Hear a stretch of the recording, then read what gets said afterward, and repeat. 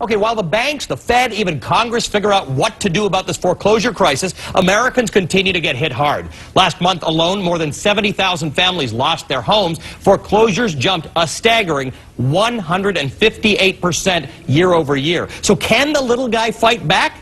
Well, Greg Hunter thinks so. I think they can. In foreclosure, the bank has to show it owns your house. But what most people don't know is almost half the time, the banks don't have that paperwork to prove it in court. In many cases, it ends up lost or destroyed. It's a national problem that the banks would love to keep quiet, because knowing that could be your best defense in fighting foreclosure. Everything was all right until I refinanced. Like many homeowners, Jackie O'Brien is behind on her mortgage.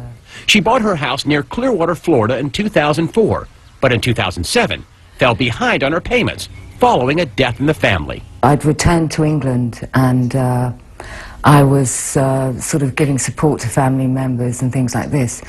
And when I came back to America, I was in default with my mortgage. I was behind with my payments. She says she tried on several occasions to catch up on her payments with her bank, Wachovia.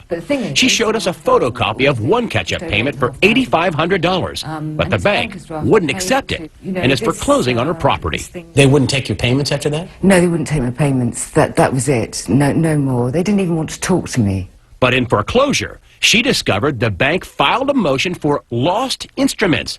In other words, the bank lost or destroyed the actual proof that it owns her house. I think the note has been sold on so many times, and they've become very sloppy with their paperwork. It could be on a dumpster somewhere, for all I know.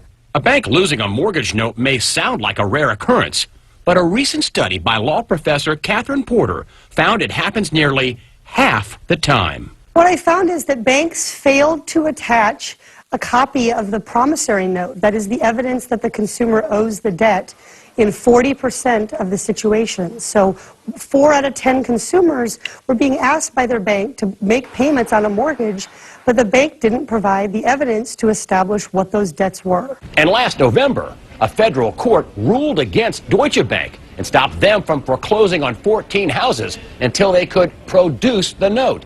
Those foreclosures are still in limbo. I'd like to know who actually owns my mortgage.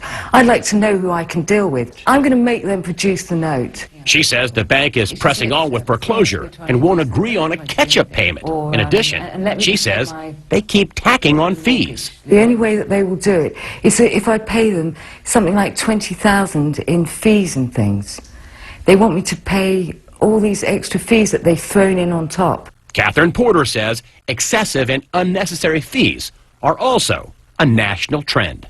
The most disturbing thing we saw was that most banks simply don't tell consumers what these fees are for. So we saw thousands of dollars of charges that were labeled as other or miscellaneous. And so consumers have no way to know if, in fact, those fees are legitimate.